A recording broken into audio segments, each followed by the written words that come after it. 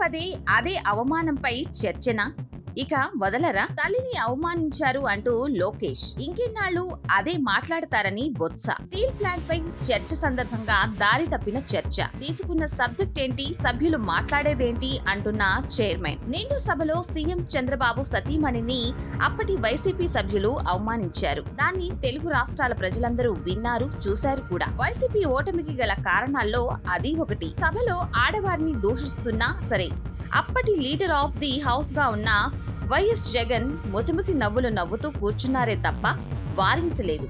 అది తప్పు అని ఒక్క మాట కూడా మాట్లాడలేదు. దానికి ప్రతిఫలం ఎన్నికల్లో అనుభవించింది కూడా. అధికారంలోకి వచ్చాక ఒకటి రెండు సందర్భాల్లో ఆ టాపిక్ తీసుకువచ్చారు. సో ఇక అంతటితో అయిపోయింది.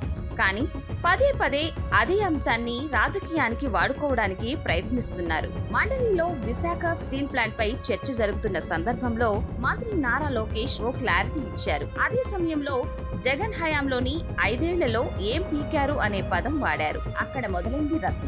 మంత్రి నారా లోకేష్ మాట్లాడే ముందు ఆ సబ్జెక్టు పై మాట్లాడింది YCP MLC Varudu Kalyani. So ఏం పీకారు అని అన్నది తమ పార్టీ మహిళా సభ్యురాలిని అని వైసీపీ అభ్యంతరం చెప్పింది. అక్కడి నుంచి టాపిక్ పక్కదారి పట్టింది. వైసీపీ మహిళా ఎమ్మెల్సీలను కూటమి ప్రభుత్వం అవమానిస్తుందని బొత్స సత్యనారాయణ పైకి లేచారు. మరి నిండు సభలో తన తల్లిని అవమానిస్తుంటే అప్పుడెందుకు మాట్లాడలేదని బొత్సకు కౌంటర్ ఇచ్చారు మంత్రి నారా లోకేష్. స్టీల్ ప్లాంట్ పై జరగాల్సిన చర్చ ఆ తర్వాత బొత్స వర్సెస్ లోకేష్ గా మారింది.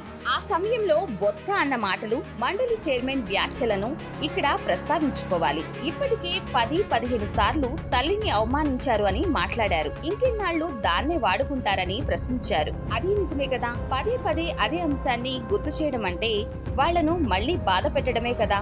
ఇంకెందుకు ఆ టాపిక్ తీసుకురావడం? అసలు ఏ మహిళను అవమానించినా తప్పే అనేది బొత్స ఇచ్చిన క్లారిటీ. ఇకపై ఆ అంశాన్ని రాజకీయానికి వాడుకోవద్దని ఆయన ఇచ్చిన సలహా. అటు చైర్మన్ కూడా జరగాల్సిన చర్చ స్టీల్ ప్లాంట్ మీద. కానీ సభ్యులు దేనిపై మాట్లాడుతున్నారో తనకైతే అర్థం కావడం లేదని అసహనం వ్యక్తం చేశారు. సో ఆనాటి ఘటనకు వైసీపీ నేతలు ఫలితం అనుభవించేశారు. ఇకపై జరగాల్సింది చూడాలి, అంతే తప్ప అలాంటి గాయపరిచే జ్ఞాపకాలను పదే పదే గుర్తు చేయడం కూడా కరెక్ట్ కాదు. ఇప్పటికైనా ఆ టాపిక్ వదిలేసి ప్రజా సమస్యలపై చర్చించాలని సూచిస్తోంది భారత చైతన్య యువజన పార్టీ.